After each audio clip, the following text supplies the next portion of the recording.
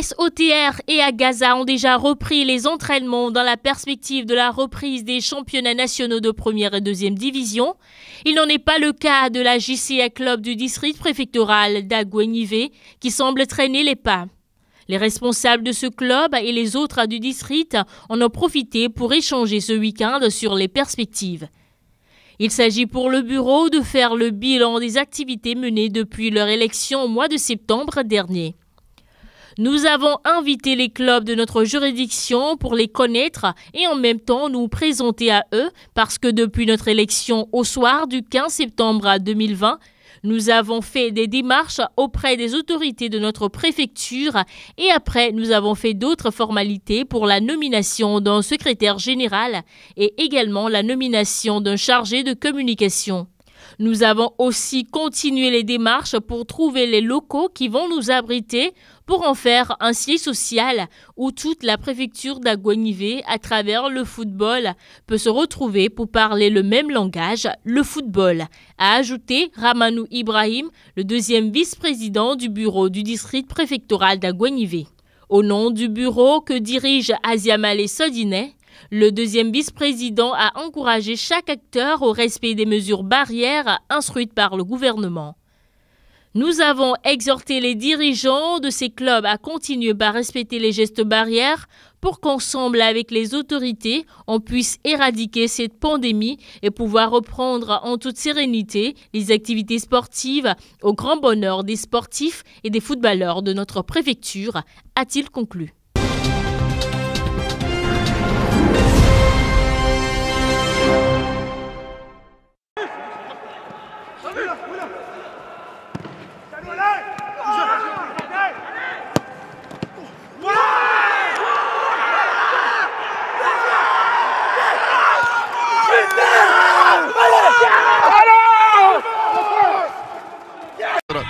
وليد سراج تمشي عرضيه خطيره ممتازه، لا تصل الهدف الثاني، الهدف الثاني للابا كوتشو. يدخل كره ثانيه على طول عرضيه، ادي المحاوله وادي الاستلامه. عبد الله رمضان او عبد الله الرفاعي ما كانش موجود، عبد الله رمضان اللي واخد افضل لاعب في الراوند الاول في الدور الاول عطفا على ادائه.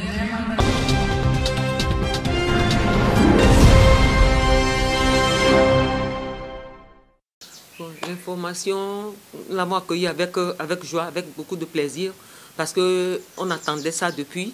Et notre joie a été totalement parfaite lorsque nous aussi, on a su qu'on faisait partie des fédérations qui ont été retenues. Donc c'était un plaisir pour nous de reprendre nos activités. Dans les prochains jours, nous allons regrouper d'abord les enfants pour d'abord les sensibiliser sur la pandémie, les mesures sécuritaires qu'il faut, qu'il n'y ait pas de contamination. Je leur demande d'être à l'écoute et quand on leur fera appel, qu'ils répondent massivement pour qu'on puisse reprendre les entraînements. En plus de ça, maintenant, comme ils ne se sont pas entraînés, on n'a rien prévu pour cette fin d'année. Normalement, en août passé, le Togo devait organiser le 6e championnat d'Afrique de football. Mais à cause de la pandémie, le championnat a été annulé. Mais pour ce qui concerne l'année prochaine, nous avons beaucoup d'activités que nous avions à programmer. Donc, si Dieu permet, nous aurons à faire beaucoup de formations, la formation des entraîneurs, des arbitres, des journalistes sportifs, parce qu'il y a beaucoup de vos collègues qui ne connaissent pas jusqu'aujourd'hui ce qu'est le football. Alors qu'on existe maintenant, ça fait 10 ans. Donc, on doit faire une formation des arbitres, des journalistes sportifs et initiation dans certains établissements de la place aussi.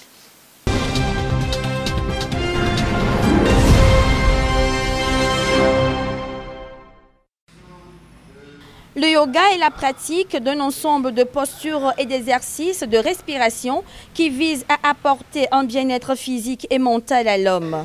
Cet ancien art de vivre tel qu'il est expliqué dans les tests se révèle comme un chemin initiatique qui transcende la discipline physique. La pratique se répand de plus en plus grâce à des initiatives locales. C'est un séminaire d'information et de formation. Et le yoga étant une discipline pas assez connue en Afrique, dans nos milieux, donc il importe qu'on fasse de ces rencontres un moyen de diffusion et de formation de la discipline. Et pour permettre aussi aux gens de se libérer des préjugés que les gens se sont formés autour de la chose et de se sentir à l'aise et venir pratiquer du yoga. L'objectif recherché est de permettre à tout chacun de connaître ses dimensions physiologiques et arriver à un véritable dépassement de soi. Il est aussi question d'équilibre et de développement des facultés mentales. J'ai choisi de vivre en tant que yogi. Voilà. Tout d'abord, de l'alimentation, des postures et la méditation. Tout ça là, bon, ça me fait sentir très bien. Il faut nécessairement pratiquer le yoga pour atteindre la réalisation de soi, la réalisation de son âme. Je fais le yoga parce que le yoga c'est intéressant pour notre organisme. Si tu fais le yoga, en fait, tes muscles tu auras presque d'énergie, beaucoup d'énergie, et ce que les gens, et puis tu auras plutôt, et ta forme sera souple, tu auras des concentrations, tu peux te concentrer vite. Je suis pleinement satisfait. Non seulement le yoga est une discipline physique, ça veut dire que ça fait travailler le corps, les muscles, les articulations, mais aussi ça fait travailler notre mental. C'est par exemple l'exercice de concentration mentale, la méditation. Ça permet de développer des facultés qu'on n'a pas ordinairement. Ça veut dire que des choses qui sont cachées en nous et qu'on peut faire ressortir à travers cette pratique. Généralement, j'ai des problèmes de digestion et depuis que je pratique le yoga, ça a beaucoup diminué. Et dès que je ressens ces problèmes de digestion, il suffit que je pratique quelques postures et tout de suite, je suis dégagé. Connaître son essence généalogique et maîtriser au mieux le centre énergique de l'homme doivent être des impératifs à tout chacun désireux d'élever sa conscience dans toutes les dimensions au quotidien. Le yoga est la pratique d'un ensemble de postures et d'exercices de respiration qui visent à apporter un bien-être physique et mental. En est le parfait canal.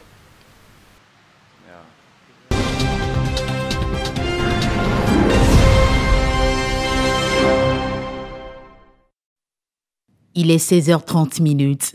Justin est à sa 10e livraison du jour dans le quartier Adidogomé à Lomé. Un train-train journalier qui lui permet tant bien que mal de gagner sa vie. Le travail de livreur peut rapporter au minimum 50 000 francs le mois si vous le voulez. Le simple fait de voir le client sourire quand vous venez lui livrer parce qu'il ne pouvait pas se déplacer ou bien à cause d'un imprévu, ça fait que nous sommes complètement ensemble. C'est une passion pour moi. L'activité consiste à faire des courses pour une tierce personne et les lui livrer. Dès réception du colis, le client passe à la vérification du contenu et paie son dû. Je viens de réussir ma commande dans votre service, je suis content. Le succès d'une opération qui ne tire aucunement sa source d'un travail individuel, mais de toute une équipe qui s'active dans l'ombre afin de satisfaire les clients sur le terrain. Nous faisons immersion dans cette société de livraison implantée depuis 2018 dans la capitale togolaise.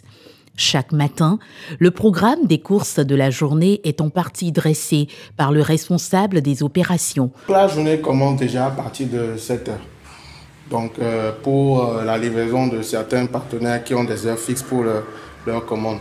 Et puisque nous fermons à 22 heures, voire 22h30 parfois, donc quand nous venons le matin, il y a des commandes en instance.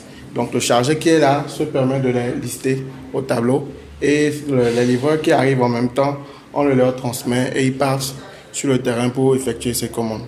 Disons, si on prend, je vous donne un exemple, un partenaire qui est dans la cosmétique, ce qui voudrait dire que les commandes seront déjà à son niveau. Donc on doit savoir le prix de ces commandes et le niveau de ces commandes et comment lui faire un contrat pour qu'on puisse bénéficier d'un partenariat gagnant-gagnant. Donc, après avoir établi le contrat, alors, elle devient un partenaire à nous et elle nous fait signe quand elle veut pour ses livraisons. Mais pour ceux qui ne jouissent pas d'un partenariat préalable avec l'entreprise, il y a toujours une possibilité d'émettre des commandes de course. Dans ce cas, tout se passe en ligne. Une application mobile ainsi que des contacts téléphoniques présents sur WhatsApp sont mis à disposition. L'application déjà téléchargée, ça permet de faire les commandes rapides. Vous n'avez plus besoin de se déplacer avant de passer une commande. Commander un plat express, un médicament à la pharmacie, un cadeau surprise. Il suffit juste de taper l'un des diverses fonctions de l'application. Vous donnez votre nom, là où on doit vous livrer, l'heure que vous voulez que la livraison soit faite. Après avoir fait tous ces trucs-là, vous validez. Si vous validez, ça apparaît immédiatement chez nous. On analyse tout d'abord en amont. On voit le livreur qui est dans la zone à qui on peut assigner directement votre course. On a un numéro de service WhatsApp, donc les clients nous appellent directement par WhatsApp et nous envoient les messages. Des fois, on reçoit des commandes, plusieurs commandes à une heure fixe. Donc ça nous dérange un peu, il y a souvent des retards, parfois des retards de 15 ou 20 minutes. On essaie d'amadouer un peu la cliente, de nous accorder un peu de temps et puis la livraison sera faite. Mon travail consiste à suivre le stock et la caisse. Souvent, quand les commandes arrivent, j'essaie de saisir. Et au niveau des stocks, il y a souvent des pertes. C'est ça que je peux dire qu'il y a des petites difficultés. La demande est sans cesse grandissante puisqu'environ 70 personnes sollicitent ce service chaque jour. Et pour gagner en temps, certains partenaires rendent disponibles des stocks de produits auprès de la maison de livraison puisqu'elle renforce aussi perpétuellement ses moyens afin de se déployer.